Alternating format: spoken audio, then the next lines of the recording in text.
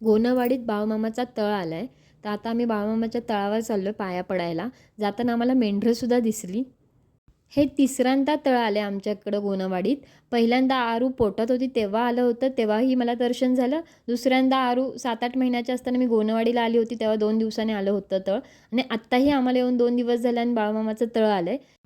3 वेळा तळाचं आणि बाळूमामाचं दर्शन झालं मला आणि माझ्या आरूला. असंच पाठीशी उभा राहा बाळूमामा. बाळूमामाच्या नावानं चांग भलं. आरू तर बाळूमामाच्या पाय पडा, पाय पड.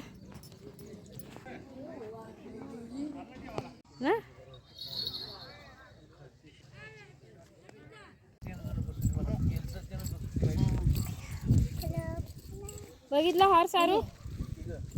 हॉर्स बघितला का? व्हिडिओ आवडल्यास लाईक, शेअर आणि सबस्क्राईब करायला विसरू नका. थँक्यू.